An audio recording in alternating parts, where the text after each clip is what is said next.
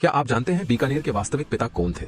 वो राजा जिसने अपने पैर के अंगूठे से बीकानेर के राजा राव बीका का राज तिलक कर दिया और एक प्रेम कहानी के कारण अपना राज खो दिया था। पांडु गोदारा राजस्थान के जंगल देश क्षेत्र के जाट शासक थे।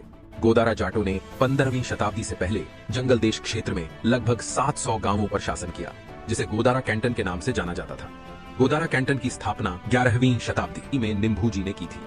पांडु गोदारा को बेनीवाल पट्टी के राजा रायसल बेनीवाल की पुत्री मलकी से प्रेम हो गया था। जब पांडु गोदारा ने राजा रायसल को मलकी से शादी का प्रस्ताव दिया, राजा रायसल ने मलकी की शादी के लिए किसी और का चुनाव किया, लेकिन कुछ समय बाद पांडु गोदारा और राजा रायसल के बीच कड़वाहट पैदा हो गई। इससे गुस्से में आकर राजा रायसल ने मलकी की शादी पुला सारण से कर दी। जैसे ही यह जानकारी पांडु गोदारा को मिली, उसने पुला सारण पर हमला किया और मलकी का अपहरण कर लिया। यह सब मलकी की सहमति से हुआ, क्योंकि मलकी पहले से पांडु गोदारा से प्रेम करती थी। लेकिन एक विवाहित महिला का अपहरण करने के कारण पांडु गोदारा से अन्य सभी जाट राजाओं ने युद्ध की घोषणा कर दी।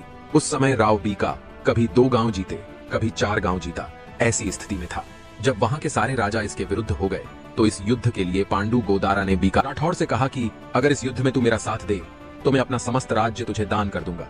फिर भयंकर युद्ध हुआ, जिसमें पांडु गोदारा की जीत हुई। युद्ध में जीत के बाद पांडु गोदारा ने अपना समस्त राज्य बीका राठौड़ को दान कर दिया और पांडु गोदारा ने खुद अपने पैर के अंगूठे से राव बीका का राज तिलक किया।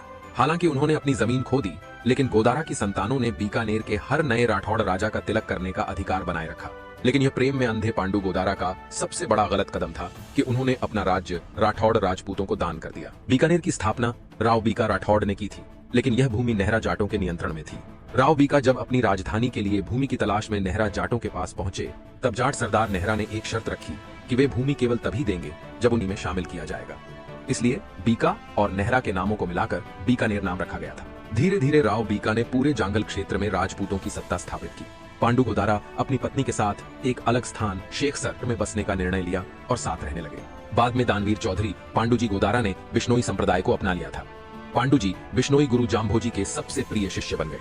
पांडु जी अपने जीवन के अंतिम क्षणों तक जैसलमेर में ही रहे। बिश्नोई परंपरा के अनुसार पांडु जी गोदारा और उनके शाही घोड़े की समाधि जैसलमेर के खेरिंगिया में आज भी मौजूद है।